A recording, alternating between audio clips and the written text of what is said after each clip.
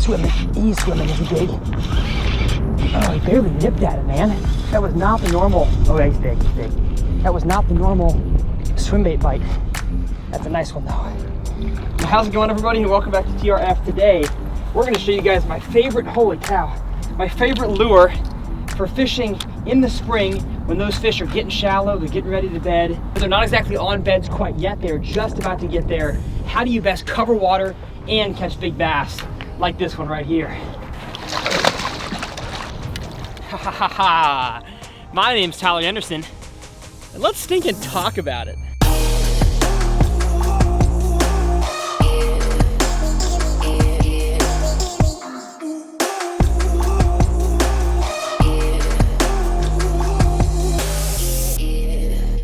Well, how's it going, everybody, and welcome back to TRF. My goal on this channel is to help you guys become better bass anglers, and so if you are not subscribed to join Team TRF, hit the subscribe button because, like I said, we are all about learning how to catch more bass on this channel. And we have some really cool information coming along with some more big fish catches, but I have to say this video is sponsored by the video description. And you may think, what the heck, why is the video sponsored by the description? Well, it's because the description on my channel has a lot of helpful information for you guys as viewers of the channel. Down in the video description, in every single video, you're going to have the tackle that I used in the video, whether it's the line, the rod, the reel, the bait, all that will be linked below with affiliate codes for you guys to help me out by purchasing through those codes. Second of which being any pieces of AFCO clothing or my own merchandise, Infinite Outdoors, that I wear, I will have all those pieces linked below. And if I can remember, I don't always remember, but if I can, I write out the water and weather conditions that we had in today's episode down there in the video description as well. So if y'all have not explored the video description, I would highly recommend you do that because it would help you out as viewers understand more about what type of stuff I'm using, and it would help me out as a creator. But with that plug aside, I say it's time we talk about my favorite lure for the early springtime when those fish are just transitioning from the pre-spawn where they're eating lipless crankbait, jerkbait, kind of the hard baits, and they're almost spawning, they're cruising around, they're pairing up, they're getting ready to spawn, but they are not quite on the beds yet. So throwing around a Cinco, a creature bait, flipping up in the shallow vegetation, the cattails, the bushes, isn't quite good yet because those fish are kind of in a limbo position. What is my number one lure that I throw in that time zone? That lure category is going to be the bigger soft plastic swim bait. We're gonna talk about two specific swim baits within the bigger soft plastic swim bait category, the bigger Rage swimmer with a flashy swimmer hook, and then of course the pre-rigged treble hook swim bait like this Megabass Mag Draft. Now some of this stuff is gonna be redundant because I'm gonna talk about it as I catch fish in the second half of the video, but the why. Why do you throw a big swim bait in this time period? Well, it's because those fish want to be feeding up on something big. They are opportunistic feeders, and so if they are in starting to get into a defensive mood and they see something swim by, they're going to eat it. And in this time of the year, this is when the big bass move shallow for, I don't care if it's just 3 days, this is your chance as a shallow water angler, whether you're a bank fisherman or you just like fishing the bank from your bass boat. It is the best time of the year to go out there and catch a big bass. And I think this is really, besides bed fishing, this is the best way to cover water, get your bait in front of some fish that are cruising around, getting ready to spawn, and of course, catch some big ones. So we're gonna talk about these two swim baits, but the first one I'm gonna talk about is going to be the Flashy Swimmer. I made a video that I'll have linked below and up in the video description about the different ways to rig a ribbed soft body swim bait. This is the, like I said, Strike King Rage Swimmer, and on it I have a VMC Flashy Swimmer hook. I don't know if it's called Flashy Swimmer, I just call it that because it swims and it's flashy, but really it's just a bigger wide gap swim bait hook with a screw right here and a blade on the bottom. And of course I've talked about this in some videos before that I will leave in the video description on how to rig this thing. And I throw this soft plastic swim bait in almost every scenario besides one or two. The first situation in which I would not throw this would be the situation we have today, which is why I threw the other swim bait I'll talk about in a second. The situation here is very slimy, snot grassy bottom. And you may think, Tyler, well, that's a weedless presentation. Why would you not throw that? It's because of this blade on the bottom. If I want my soft plastic to be really close to that moss, this blade just does a great job of catching on that stuff. And so The mag draft with the treble hook on the bottom isn't much better. It still collects that grass, but it's a lot easier to rip it off of a treble hook than it is to get it off of a swivel and a piece of wire and a blade. I've just found the Flashy Swimmer doesn't do as well coming through and fishing around this kind of snot grass. And the other area that I do not throw this one very often is going to be open water. If you have a wide open expanse with some trees or bushes that are 5-6 feet under the water, a big open flat, a main lake point, I'm not really gonna throw this lure right here. This one right here is mainly for your shallow structures. So I'm talking bushes, shallow grass, like within a foot of the surface. That's where this one really shines, as long as, like I said, it's not slimy grass, it's actually real grass, hydrilla, milfoil, lily pads, anything of the like. This is completely weedless, besides, of course, this thing getting stuck on some snot, and it just really comes through cover well, and it can catch those big fish that are cruising in and around shallow cover, especially wood and grass. Now, the swim bait that I throw when it comes to more open water, more rocks, and of course, some of this slimy grass when I want to keep it up in the water column because it does not sink as fast, is going to be the Mag Draft. The Mag Draft is an incredible swim bait. I've been throwing it for years, and it is just a fish catcher. This here is the 6-inch version, and it catches fish all around the country. I've caught smallmouth, spotted bass, and largemouth on this thing, and hopefully one day I'll be able to complete the bass fishing trifecta or quadfecta and catch a peacock bass on this as well. Now, both of these swim baits are relatively durable, so of course this swim bait here is going to have, you know,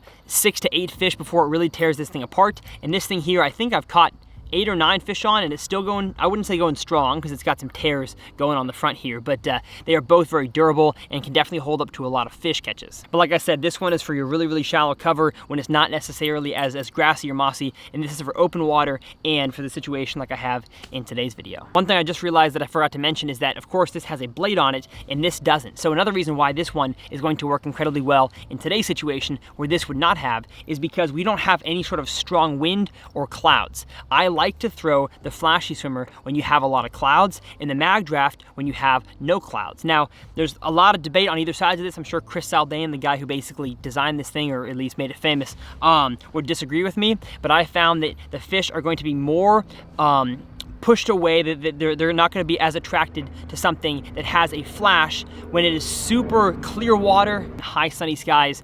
I don't really think the flashy swimmer with this color blade is going to be the ticket. I found that a more subtle approach like this swim bait is going to be the ticket. If you have no wind, sun, and no clouds, in clear water, it's going to be tough to get a swim bait bite in general. That's when you break out more of the glide bait to really get a fish to follow it for a while. But if you have conditions like this, you know, like we have, I think 64 degree water, those bass are just beginning to spawn. They're just getting there.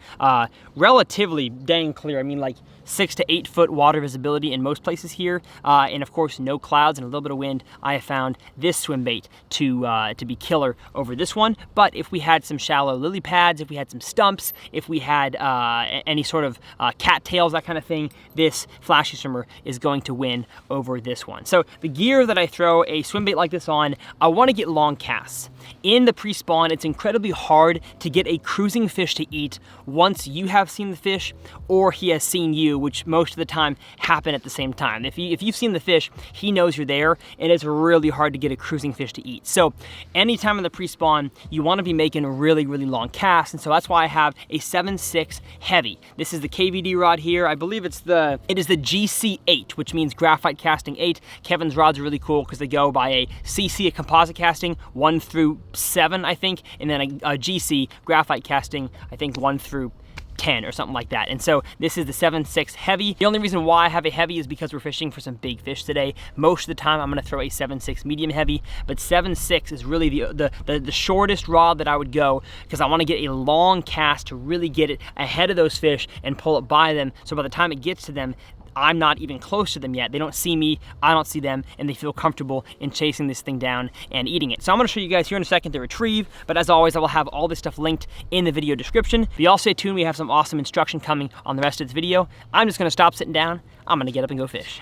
And when it comes to the retrieve of this soft plastic swim bait, it's really just a cast and wind. Unlike a chatterbait and a spinnerbait and a jerk bait where I kind of give it some more additional action, I'm really just throwing this thing out there and reeling it slowly back to the boat. The thing about these swim baits, the flashy swimmer or the Mag Draft, is that they don't really have any weight to them to get them down there fast, and so you have to reel them slow in order to creep them along the bottom in the strike zone where those fish are at. Now, you can catch fish higher up in the water column because these fish will chase this thing down and rise to come find it. But most of the time, I want that thing to be you know, 3 to 5 feet beneath the surface. So I'm gonna reel it very slowly like this. That's all you need to do in order to get that tail bumping back and forth. Occasionally I'll give it a little jerk if I go by a piece of cover, and that kind of speeds it up and then kind of drifts it off to the side. But it really doesn't take a whole lot of speed or action in order to get these fish to react. I'm also gonna have my rod tip pointed straight at my swim bait. I'm not gonna have it sideways, not gonna have it up. I wanna have it pointed straight at it, so if a fish bites it, I am in prime position to lean in and set the hook. With these shallow swim baits, you really do not want to be setting the hook super hard. And so having your rod tip pointed at the bait when you get that bite allows you to feel what's going on down there and get a hook into those fish. So again, cast it and reel as straight to the bait as I can, just fast enough to keep that boot tail going. And those fish are gonna find this thing, hunt it down, and eat it. We got a lot of fish catches off camera. I think we got 2 or 3 6-pounders off camera, which is just crazy. I haven't been to a lake, a private lake this good in quite a long time. So it feels good to come out here and just catch some big bass. But of course, all these tips here can be applied on a public lake as well. And as a matter of fact, I probably will here in the next few videos, because these fish all over the state of Texas are gonna be doing the same general thing. And that's just cruising the bank, getting ready to spawn. And you always gotta keep your eyes peeled in case you see fish that have, you know, started to bed, or a pack of fish that you can cast in front of, because oftentimes one of those in a competitive situation will come out there and take a nab at your swim bait. But like I said, this is just a great way to cover water. I don't care if you're bank fishing or you're from a boat or a kayak, just cover some water and be able to catch the biggest bass in the area. In the spring, until those fish start getting really shallow and actually setting up on structure, whether that's bushes to spawn on or grass, holes, that kind of thing, I really don't pick up a Texas rig. I don't throw any kind of soft plastic that's slower until later on in the spring. Once that water gets to 65 to 70, that's when I really start throwing the soft plastics. Up until then, you know, in between that period from the hard pre-spawn, which is the jerk bait, chatterbait, lipless crankbait sort of bite, after that I throw the swim bait pretty religiously for, you know, a week or two. Oh gosh, dang it. I knew there was one there. I saw him right there.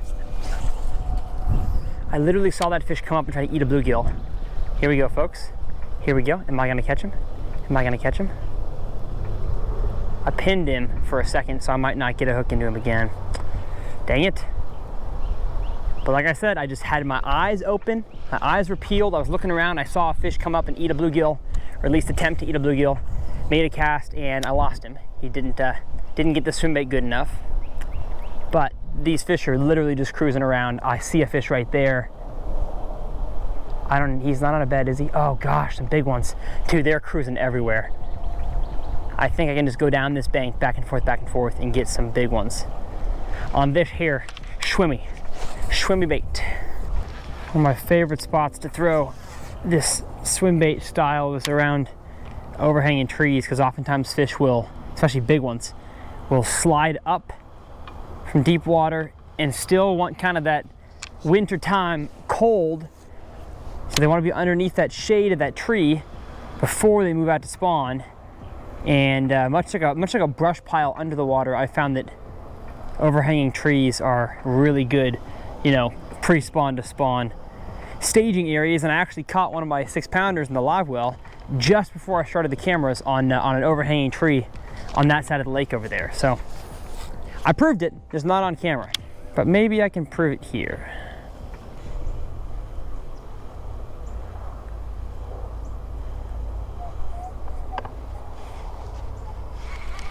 Dang it.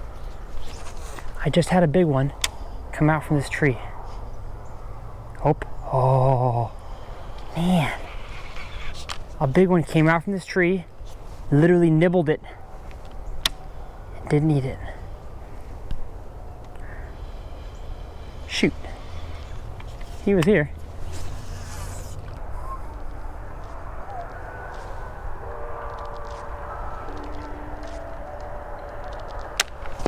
Got him! Oh gosh, that fish is bigger than I thought. Holy cow. Wow, that fish is much bigger than I thought. He looked like 2 pounds in there.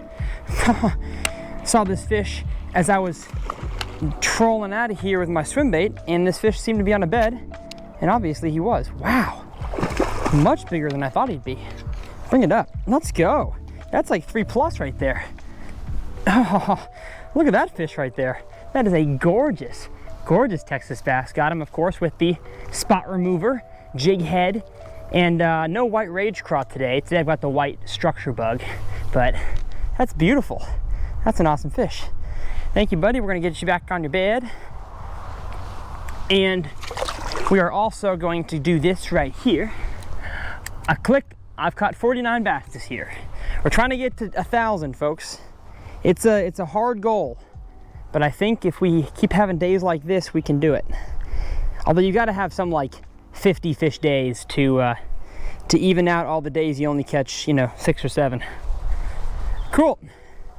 Now when it comes to why you throw a swim bait around up shallow when these fish are getting ready to spawn, the why is because these fish want one more big meal before they get on the bed and do their thing. And secondly, if they don't want a meal, they are starting to get in a protective mindset. So anything big, intrusive, anything that looks like a bluegill is definitely going to get their attention and will trigger that part of their brain that says, I have to get this threat out of here, and bass get a threat out of the area by eating it.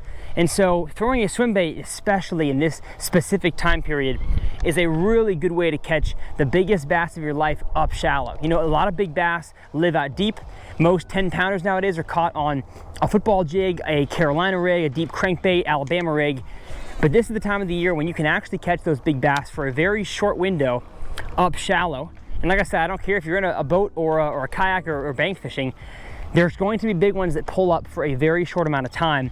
And when they do, as they are today, the swim bait is, in my opinion, the best way to stay active, not feel like you're just dragging something around, and catch the biggest fish in your body of water during this time period.